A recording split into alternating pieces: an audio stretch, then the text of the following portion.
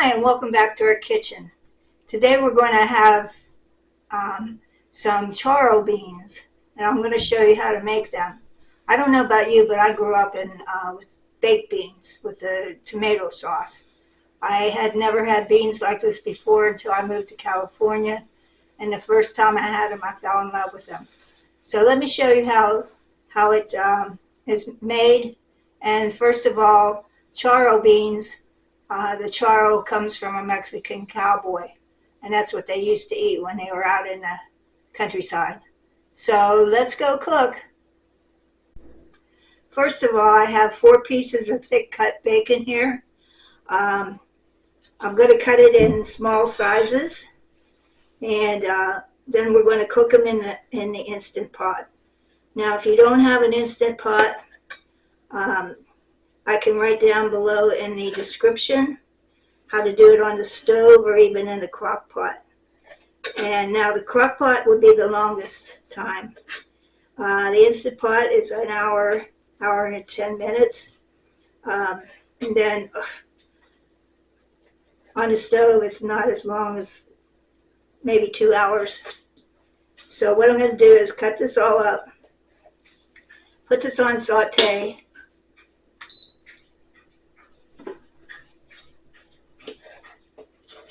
and start cooking the bacon.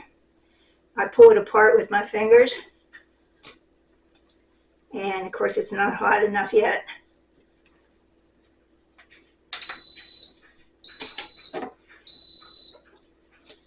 And as soon as we're going to fry the bacon in the bottom of our Instant Pot, because saute means just like if you were simmering on the stove. And so I use my Instant Pot just as I would use a stove or a skillet on the stove, or a pot. I would say a pot, not a skillet. So let me go ahead and start this frying, and I'll be right back. Okay, I've cut 1 jalapeno and a medium-sized onion. Just chop that one. Now, jalapenos come with seeds and a membrane in it, and that makes it hotter. So if you're not one that likes it hotter, then what I do is I just take my knife and go down the side, and then I grab it, the seed pod, and I just pull it out. Easy as pie. Okay, I'm going to get ready to put our onions and jalapenos in here. I just have to cut this last jalapeno up. Sorry, my nose is running because the onions did it to me. Sometimes it's better to put the onion in the refrigerator for a little bit before you start cutting it, because I leave my onions out, and they don't have to be in the refrigerator.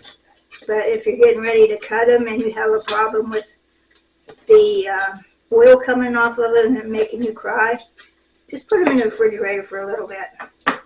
Okay, now I have my handy dandy scooper.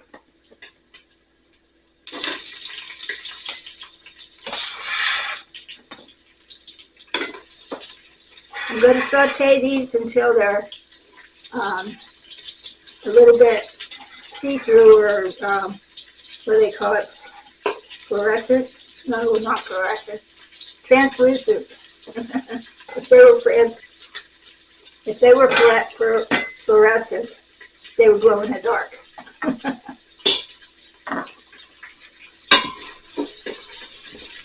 Okay, I'll be back as soon as these fry up a little bit. Okay, our vegetables have cooked down, and now I'm going to add the garlic.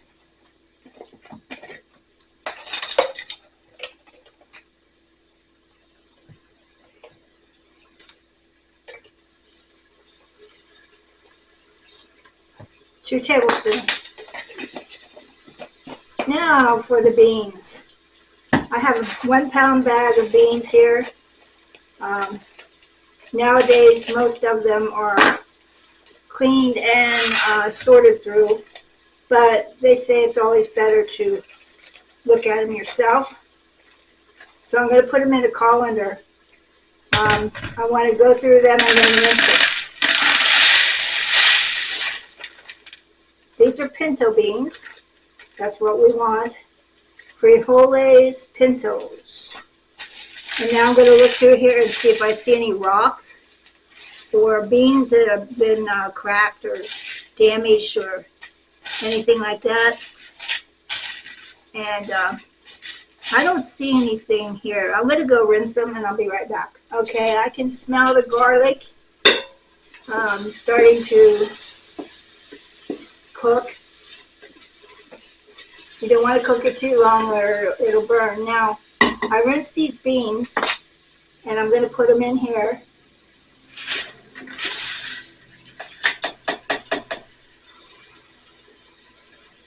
Get the stragglers.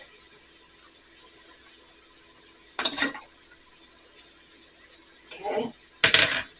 And I have some tomatoes here. I'm going to put 1 can of diced tomatoes, juice and all.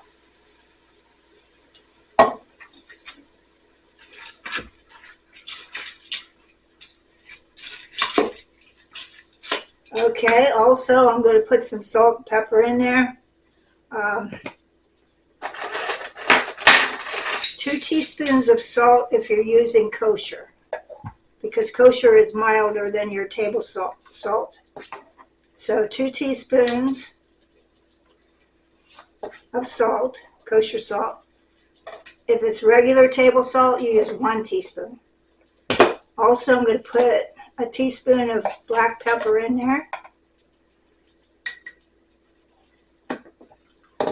And I have some taco seasoning here. If you don't have that, just use chili powder. And you can also use a packet if you have it. And it's only a tablespoon I'm putting in it. I want mild. I don't want a heavy duty taste. So I'm going to put that in there. Okay, now comes water. Let me get this stirred up a wee little bit. Spread it out amongst the beans. 6 cups of water. I have 4 here because I can't pick up a 6-cup measuring cup. It's too hard. And then 2 cups more will make 6. And stir it up. Make sure the bottom of your pot is scraped with that there's nothing on there like from the bacon or anything. You want the bottom smooth or you'll get a burn notice.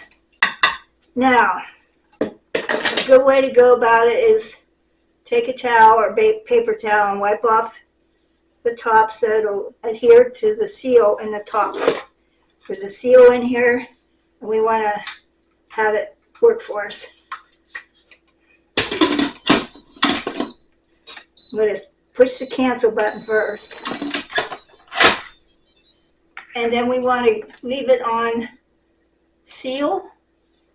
And we're going to time it on pressure cook. I'm sorry. Pressure cook for 1 hour and 10 minutes.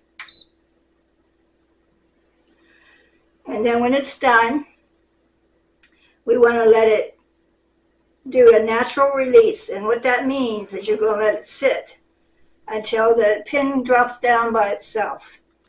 I'll be back in about an hour.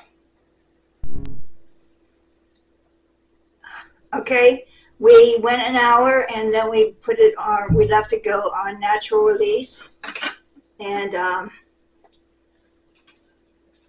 let's stir it up here. Now, I like my beans, the charro beans, thick. And if you just put them in like this, they're going to be runny. And you can't put that on your taco. And that's what I want to do. Probably tomorrow I'll have tacos. But anyway, I'm going to use the power motor. And there's 3 or 4 ways you can do this. If you don't have one of these, don't worry about it. Take your potato masher and mash up some of the beans. If you don't have that and you want to get it really thick, take 2 cups of the beans and the juices and put it in either a blender or food processor. But be careful when you put it in a blender, because if it's hot, it'll explode. So you want to take the thing off the top of your blender, put a towel over it, or just let it cool down a little bit and it won't explode on you. But that's just a safety tip. So I'm going to take this.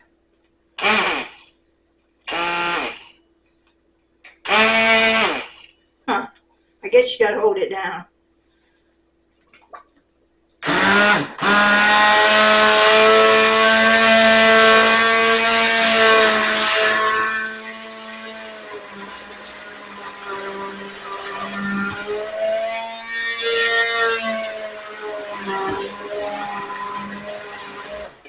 I don't want to get it too chopped up, then it won't be beans anymore. It'll just be bean juice. And now for the topping of it, cilantro. Now, a lot of people don't like it. I love it. Some people say it tastes like soap, but to me, I can't get enough of it. It doesn't taste like soap to me. So once it's done, you don't want to put this in when it's cooking. Put it on the top, and then we're going to stir it in. And the freshness of the cilantro makes it taste really a lot better than if you're cooking it in there. Okay, I'm going to stir it up again. Have a pretty yellow bowl, and I'm going to put the beans in the bowl. Give me a second, I gotta walk around the wheelchair.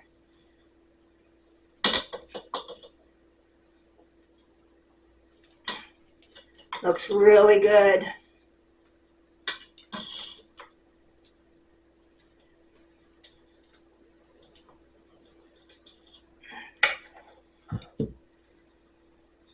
Okay, get this wiped off a little bit.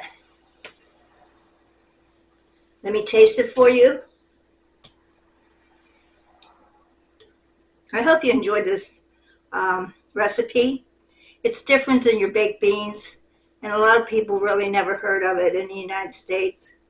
And don't yell at me if I did it wrong. All the people that love these beans.